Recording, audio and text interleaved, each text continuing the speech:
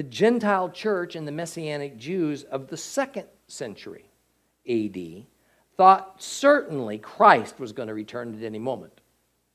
Paul certainly thought that. And likewise, the traditional Jews thought that the return to their homeland, rebuilding of their temple, well, it was imminent. Didn't happen. Those worshiping the God of Israel and living in the 3rd century, well, they were getting restless, getting pretty worried about what was taking so long for God to call his people back to the Holy Land. But their worries weren't put to rest. In the 4th century, the thoroughly Gentilized Church of Jesus Christ was still awaiting his return. The Jews of every nation to which they had emigrated wondered if maybe the time was finally near when they could go back home, as did those of the 5th, the 6th, the 7th, the 8th centuries, right on up to about the 17th century, when Christianity took a fateful turn, and many in the Christian institutional leadership came to the conclusion we must have been misreading those biblical prophecies about the return of Israel to their homeland all along. Much of the church concluded that Israel wasn't going to return.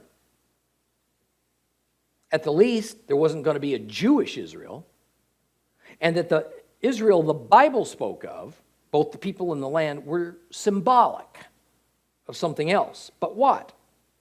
They decided it had to be of the Gentile church. The new mainstream beliefs that arose and which today dominate the Christian landscape began mostly in the 17th century. And those beliefs centered on the newly held conviction that Israel had been replaced by the church. It was given the fancy theological name supersessionism, or as lay people are more familiar with, replacement theology. This new doctrine held that Israel had been thoroughly and permanently rejected by Jehovah because so many Jews had rejected God's Son, and that all the promises of land and of redemption that the Hebrews had received through the covenants of Abraham and Moses, this was taken away from them. It was handed over to the Gentile church. That is, the Gentile church would now get all the blessings promised to Abraham, those promises that we read about in the first few verses of Genesis chapter 12. But Israel, on the other hand, well, they were going to get all the curses that would come from disobedience to the laws of Moses. Well, today, we of the church have witnessed that long-awaited day when Israel would be returned from their exile, reclaim their land inheritance, and reborn as a nation. We've watched on TV as the Israeli army defeated an alliance of 5 powerful Arab armies in a matter of only 6 days, and then in 1967 reclaimed Jerusalem as their own holy city for the first time since 70 AD. The prophecy has been fulfilled in our generation. The Jews are back, and for the most part, due to our Christian traditions, the church has been utterly blind to its significance. Interestingly, it was a little under 1900 years from the time God made his promises to Abraham until Messiah arrived. And it was a little under 1900 years from the day God kicked his people out of the land, but promised he'd bring them back, until to the day they came back to claim that promise once and for all. Maybe we ought to take notice of that.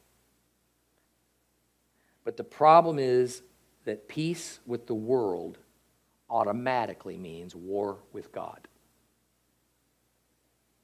You see, God's pattern of dividing, separating, and electing has never ended. In the 21st century, we are living in one of those defining and dividing moments of this God principle.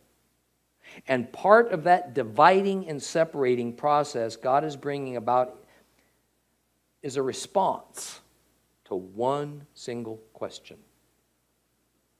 Where do you stand on Israel? Where do you stand on Israel? That's the question for our age. And like it or not, we have to choose one side or the other. We can choose to obey God and honor his covenants and have peace with him, or we can stand with the world. The Roman Catholic Church has just chosen to stand with the world against Israel.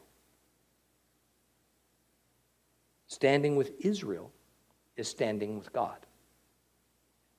Not standing with Israel's enemies is standing with the world, therefore against God.